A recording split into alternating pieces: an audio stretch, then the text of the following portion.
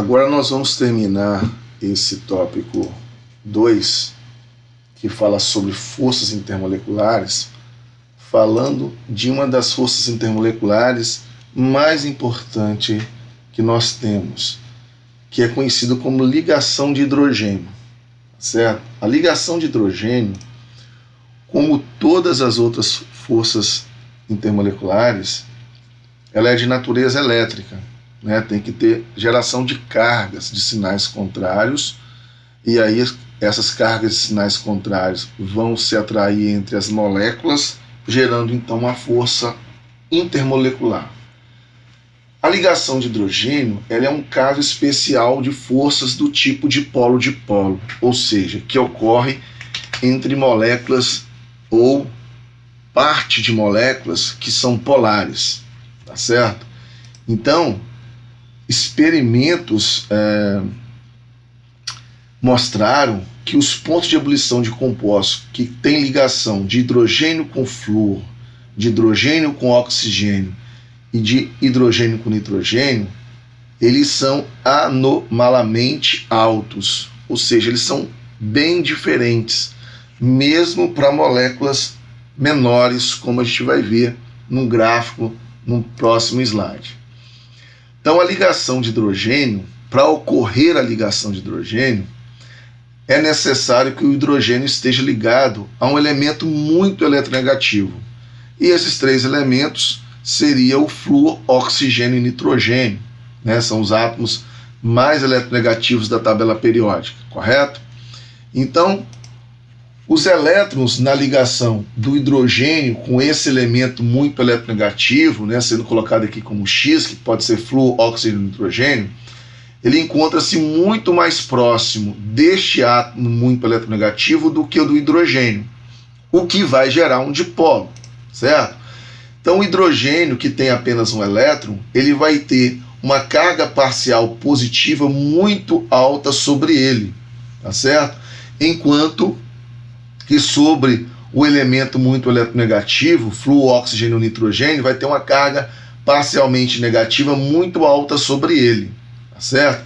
Claro que não se compara com as cargas totais que existem nos íons em compostos iônicos, mas essas cargas que existem no hidrogênio e nesse elemento muito eletronegativo, elas são muito mais intensas do que as cargas que ocorrem entre moléculas dipolo-dipolo, que são apenas polares e que não tem essa grande diferença de eletronegatividade. Então, em consequência disso, as ligações de hidrogênio são as forças intermoleculares mais fortes quando comparadas com as forças de dispersão de London, como nós falamos na aula anterior, que é a mais fraca, e a dipolo-dipolo, que é a intermediária. Claro que a primeira força de íon dipolo que nós apresentamos, ela é bem mais forte do que a interação de ligação de hidrogênio, correto?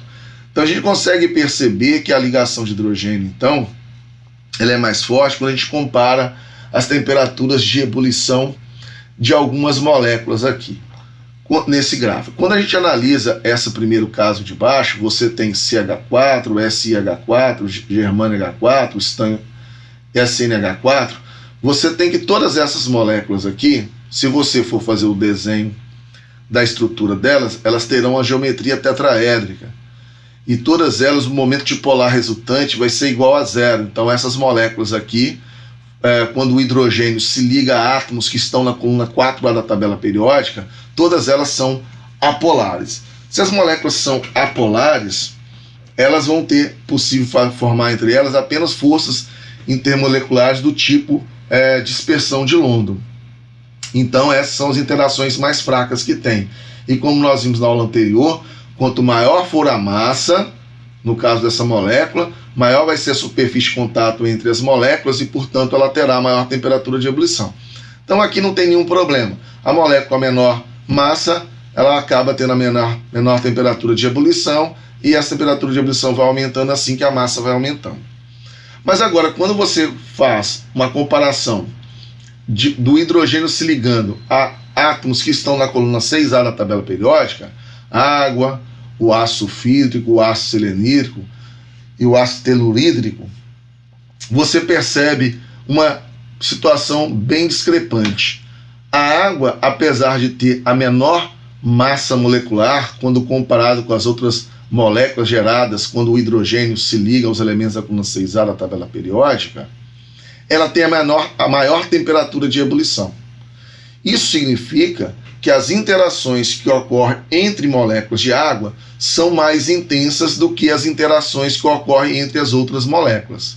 Ou seja, o que está acontecendo aqui é que entre moléculas de água ocorre a formação de ligação de hidrogênio, que é uma interação intermolecular mais intensa do que as interações que ocorrem com essas moléculas aqui. Entre moléculas do ácido sulfídrico, por exemplo, já que ela é uma molécula angular, todas aqui são moléculas angulares, ela é uma molécula polar, a interação que ocorre entre elas é do tipo dipolo-dipolo. Aqui também é dipolo-dipolo e aqui também é dipolo-dipolo.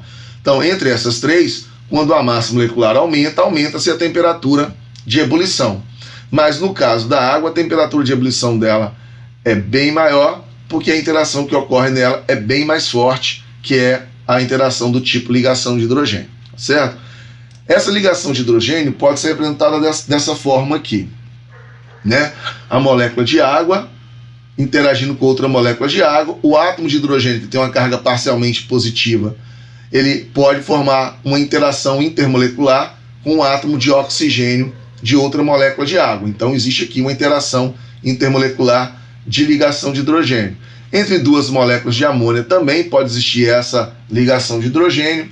Entre uma molécula de água e uma molécula de amônia também pode ser a ligação de hidrogênio, simbolizado dessa forma, como também pode existir dessa outra forma, o hidrogênio da molécula de amônia interagindo com o oxigênio da molécula de água. Ou seja, toda vez que um hidrogênio estiver ligado diretamente ao flúor, oxigênio ou nitrogênio, essas moléculas podem formar ligação de hidrogênio intermoleculares entre si, tá certo?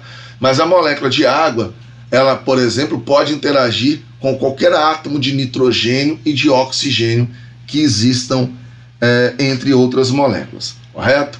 Bom, essa ligação de hidrogênio, ela é muito importante e ela tem características interessantes em estruturas biológicas. Por exemplo, elas podem estabilizar proteínas que são partes principais da pele e músculos e de outros componentes estruturais de tecido dos animais. Isso então é importante lá na bioquímica. Da mesma forma que a dupla hélice do DNA, ela é mantida por ligações de hidrogênio que ocorrem entre as bases nitrogenadas que compõem a molécula de DNA. Então, a ligação de hidrogênio também é importante então, na replicação desse DNA, correto? Mas aqui nós vamos apresentar uma explicação dessa ligação de hidrogênio sobre o porquê da flutuação do gelo, né? Ou seja, quando a água congela, ela acaba ficando menos densa e podendo flutuar sobre a superfície da água líquida. Por que isso acontece? Bom, no início desse capítulo 11, nós falamos sobre as forças de atração entre as partículas e seu estado físico. Então, os sólidos, eles são normalmente mais unidos do que o líquido. Então, a gente deveria imaginar que a substância, ao passar do estado líquido para o estado sólido, ela deveria diminuir de volume, ficar mais compacta. Não é o que acontece com a molécula de água, né? Com a água quando passa para o estado sólido. Portanto, os sólidos são mais densos do que os líquidos. O gelo, ele é ordenado com uma estrutura aberta para otimizar a ligação de hidrogênio. Então já começa a aparecer uma explicação. Quando as moléculas de água vão ficar mais próximas no estado sólido, as ligações de hidrogênio que vai ter entre as moléculas de água, elas vão ficar mais abertas para poder existir então essa ligação de hidrogênio. Então, consequentemente, o gelo ele fica menos denso do que a água. Então, o que acontece com o gelo? Quando a água passa do estado líquido para o estado sólido, ela se expande. Então, quando ela se expande, segundo a fórmula da densidade, né, que é massa sobre volume, se o volume aumenta, a densidade tem que diminuir. Então, é isso que ocorre com a molécula de água. Então, o gelo ele tem águas ordenadas em um hexágono regular aberto, aonde cada hidrogênio tem uma carga parcial positiva, ele vai apontar no sentido de um par solitário de elétrons no átomo de oxigênio. Então essa figura, né, mostra o que acontece aqui na formação do orvalho, né, a formação de gelo sobre uma folha de uma planta. Aí mostra aqui como que essas moléculas de água vão estar organizadas de maneiras mais abertas, né? Aqui está ocorrendo uma ligação de hidrogênio entre um átomo de oxigênio e um átomo de hidrogênio de uma molécula de água. Então vão existir várias ligações de hidrogênio, sempre a interação do átomo de hidrogênio com o oxigênio de uma molécula de água. Então cada molécula de água aqui, ela é capaz até de formar 3 ligações de hidrogênio, ou usando os seus 2 hidrogênios, ou podendo usar também o oxigênio para interagir com o hidrogênio. Então, como consequência disso, o comprimento da ligação entre o átomo de oxigênio e de hidrogênio é de 1 angstrom. Já o comprimento da ligação de hidrogênio é de 1,8 angstrom. Então isso aumenta, né, o espaço entre as moléculas quando a água congela. Então fazendo com que o gelo tenha menor densidade e flutue quando colocado na água. Então isso é bastante interessante e tem a ver então com a forma como essa ligação de hidrogênio ocorre entre as moléculas de água. Resumidamente, a gente pode fazer uma análise das forças intermoleculares aqui, né? Quando você tiver uma molécula, como é que você vai definir qual a força intermolecular que vai estar atuando nela? Ou qual é a força intermolecular mais importante que vai estar atuando nela? Então a gente vai seguir esse diagrama analisando da seguinte maneira. Você tem íon ou moléculas interagindo, né? Existem íons envolvidos? Aí quando você vai responder, existem íons envolvidos? Se sim, né, você vem para cá. Se não, você vai para lá. Se existem íons envolvidos, então existem moléculas polares e íons presentes? Caso não existam moléculas polares e íons presentes, não, você vem para cá. Então, se existem íons interagindo, você tem uma ligação iônica. E como nós já explicamos no capítulo 8, você tem compostos iônicos que têm temperatura de fusão elevadíssima, né? Os compostos iônicos são sólidos, duros e quebradiços, como por exemplo o NaCl. Agora, se existem moléculas polares e íons presentes, então, se existe sim isso, foi a primeira força intermolecular que nós apresentamos no tópico 2, que é a força íon dipolo, ou seja, é quando um composto iônico está dissolvido em uma molécula polar. Então vai haver interação dessa molécula polar com os íons. Então essa força íon dipolo é a mais intensa que nós estudamos aqui nas forças intermoleculares. Bom, se não existem íons envolvidos, você vem para cá. Existem moléculas polares envolvidas? Se não, você desce aqui. Não tem moléculas polares envolvidas, então apenas forças de London, que são dipolos induzidos, que vão estar ocorrendo entre as moléculas. Então isso são exemplos de moléculas que são apolares, que vai ocorrer apenas forças de London, ou átomos de gases nobres, né? Agora, caso existam moléculas polares envolvidas, você vem para cá, sim. Os átomos de hidrogênio estão ligados a átomos muito eletronegativos, como flúor, oxigênio e nitrogênio? Se sim, você vem para cá e você tem a ligação de hidrogênio que nós acabamos de explicar, que são as interações intermoleculares mais fortes, né? Entre essas três, a força íon dipolo é mais forte do que ela, como você tem no caso de exemplo de moléculas líquidas e sólidas, como água, amônia e ácido fluorídrico. Claro que essas forças intermoleculares de ligação de hidrogênio também aparecem em alguns compostos orgânicos que nós vamos explicar em capítulos mais à frente.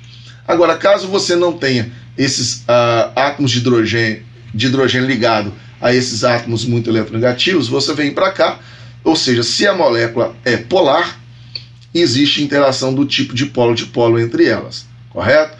Que é uma interação de força intermediária. Mas lembrando, todas as moléculas existem forças de Van der Waals ocorrendo entre elas, como nós já falamos anteriormente, correto? Então nós finalizamos agora esse tópico 3, que fala sobre forças termoleculares, e vamos finalizar esse capítulo no próximo tópico, que vai falar sobre algumas propriedades dos líquidos.